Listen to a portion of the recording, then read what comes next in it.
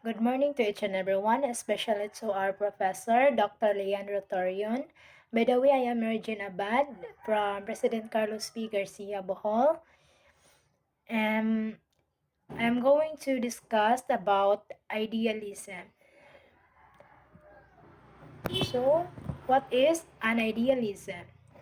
Idealism is born out of Plato's theory of ideas. So, ang nakadiscover to ani si Plato.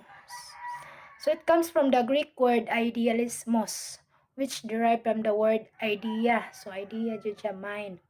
As a philosophical doctrine, idealism recognizes ideas, feelings, and ideals more important than the material object, and at the same time emphasizes that the human development should be according to moral, ethical, and spiritual values so that he acquires the knowledge. So, mo na gipakadak-an sa philosophy nga idealism. So, ang pagkanan is ang idea. Ideas, feelings, and ideals than the material object. So, according to idealism, man has two faces, the spiritual and the material. So, the essential nature of man is spiritual, which is revealed in mental, religious, and aesthetic areas. So idealist does not have consideration of material values of life. So ang ipakadak-an aning idealism is ang spiritual values wala sa material. So to the idealist, mind and soul rather than the matter and the body. So gipakadak-an jud ang mind and soul rather than matter or the objects. So mind and soul are more important. Idealism emphasizes the study of man and more because man endowed with higher intellectual powers and show greater level of intelligence and discrimination by his own moral and spiritual activities he has created. So ang iyang gipaka kuan is study of man. So ang tao mo gi kuanan ani nga idealism because according to him, according to idealism philosophy, man has a higher intellectual powers and show greater level of intelligence. So we are the man is the highest has the highest intellectual. So to the idealist, they believe that ideas are the only true reality. The material world is characterized by change, instability, and uncertainty. We should be concerned primarily with the search for truth. So, ang truth since dili kuno permanent, so puro change lang. So, ang ito yung kuanon is ang truth unsa jud tinuod. Since truth is perfect and eternal, it cannot be found in the world of matter that is both imperfect and constantly changing. So sa mga butang kuno, ang truth dili kuno nato makita sa mga matter sa mga butang kay constantly changing. So idealists have idealized the mind beyond everything. So mind. Gipakadak-an lagi from the word idea, so mind jud siya.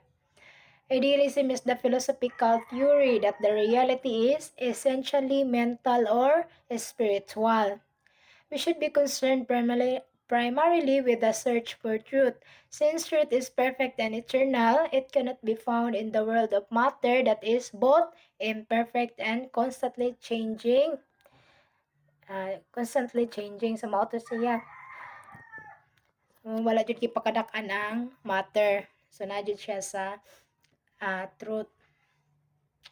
So leaders of idealism. So mao na sila mga philosophers who believe idealisms. So the first is Plato, Saint Augustine, Descartes, Berkeley, Kant, J.G. Fitch, G.W.F. Hegel, T.H. Green, and B. Bosacque. So siyam kabuk ang mga philosophers or mga believers of idealism. So, an example of idealism. So, to an idealist, the concept of chair is the important. So, bangko. You could destroy all the chairs in the world, but they would still exist in the mind. The idea of chair is the ultimate truth. So, bisan pa kuno og atong panggubunta na ng chair, so the idea nga naay chair nga na-exist, so, mo na siya the ultimate truth. So, dili jud nato mapa or ma-erase og unsay tinuod. So, ang truth kuno is the perfect, kay ang mga butang imperfect man, so nadyo sila sa truth.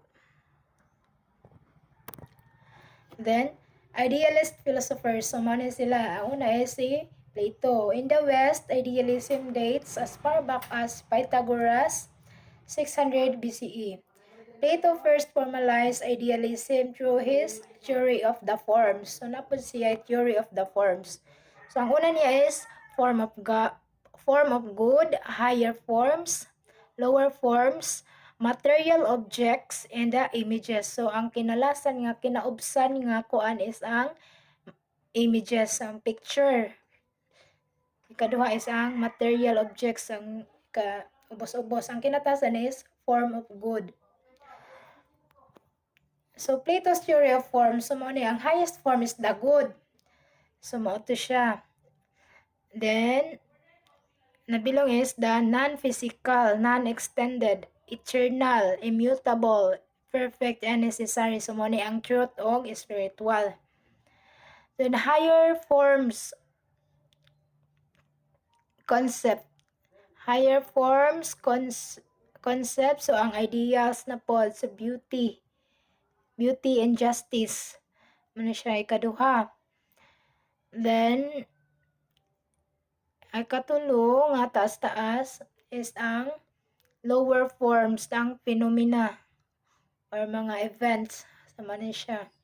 Realm of forms realist na picture.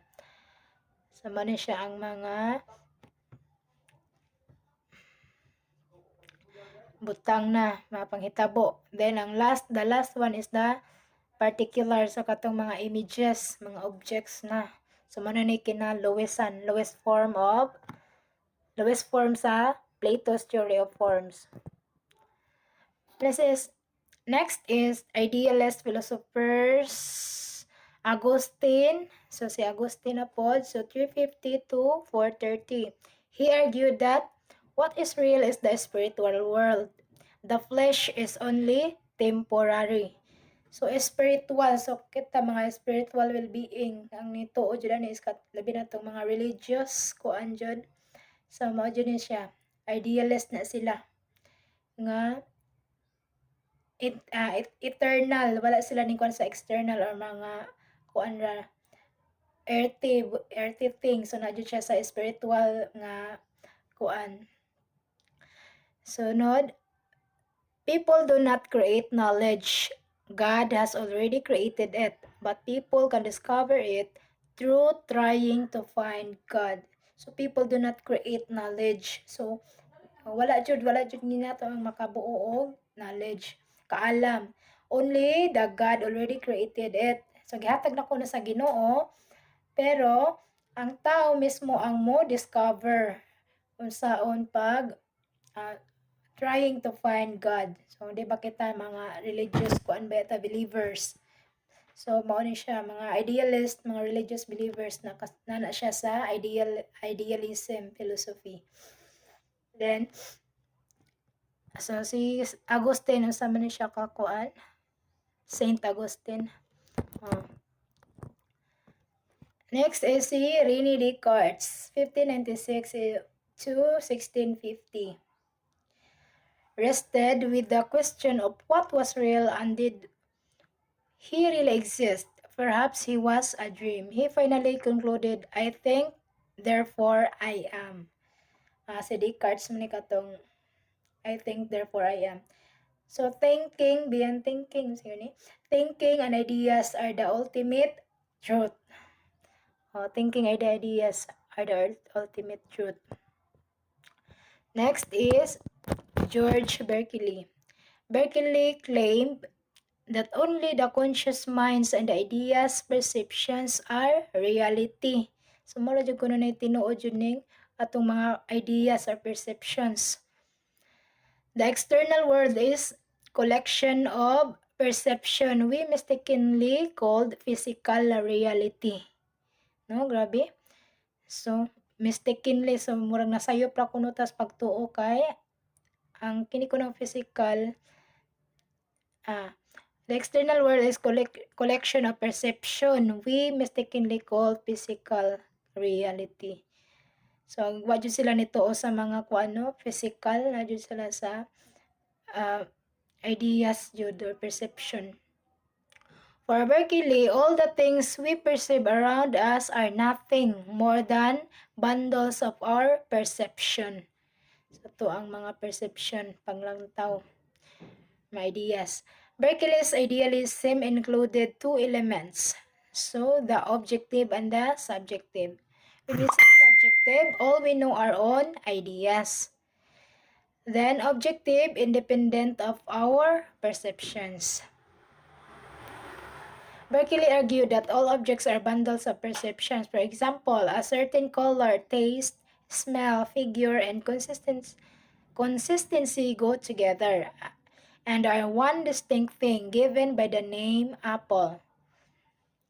So, color, taste, smell, figure, and consistency go together and are one distinct thing given by the name apple. So, atong gihikuan. Then because perceptions can exist only in mind, all objects exist only in the mind. And there is no independent material reality outside the mind. So, grabe, no? So, the idealist theory of the state. The state has many aspects: sociological, political, economic, historical, legal, psychological, biological, and ethical. According to the idealism, its moral aspect outweighs all the other aspects. The state is fundamentally and essentially the supreme means to good life, and only secondarily an association for legal actions, or an agency for the better production and the distribution of wealth. Thus, political philosophy thus become an ethical study. Ethic. What is the importance of idealism in education? So, idealism promotes universal education in that it helps in a child's character development during their study periods. It aims to instill beauty, goodness, and truth in a child, developing their moral character. These three values are interconnected, and their realization is termed as realizing God. So, kung ato dyan ang ikuan sa mga bata ng idealism philosophy. So, ang mga bata is kuan dyan nila ang moral character. Kay nagkuan man siya, nagpromotes man siya sa character development during study periods. So, nadiri gipakasidak-an ang ang nag-aims na siya sa beauty, goodness, and truth in a child. So, these three values are interconnected. So, sumpay yun sila, dili ni sila magbuwag. Connected ra. So, how to apply idealism in the classroom? So, in the idealist classroom, he or she introduces people, also known as guest speakers, to share their own experiences and story of success. So, mura siya, inspirational ni siya nga maka-inspired pud sa uban. Having a role model for the students is one of the main content of idealist set up classroom. So, naadjud siya role model. So, nagkuhan siya role model for the learners to be inspired to strive to be as perfect as the role models. So, para nila makuan po sila, so na sila ma-inspired po sila sa lain. So, mauni siya ang theory sa idealism na nagkuan siya. So, an idealist Aims of education. So, idealism, aims of education. So, idealism aims to education. Idealism aims to develop the intellectual potential of learners and to build up the learners' appreciation of body of knowledge that transcends different cultures. So, muna siya iyahang aims. Role of teachers in idealism. Teachers should set as models in living an upright way of life. So, model, dapat role model jud tang teacher. Kita baya mo isundon sa mga bata. So, teacher as role model ang role sa teacher aning idealism. So, role of students in idealism. Students should master important subjects such as philosophy, theology, and mathematics. Students should use internet to improve their skill in researching and transmitting knowledge. So, maka-upgrade po siya, use internet.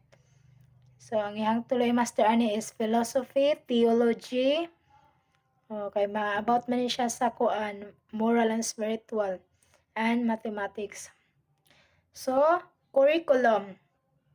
The curriculum of realism centered on the subjects that hones their abstract thinking, philosophy. So, from the word idealism, so thinking siya mind, so philosophy, theology, and mathematics.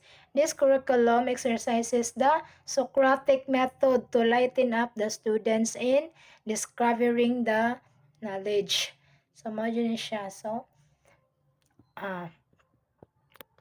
from the word idea, so idealism, na siya ang kuan, truth.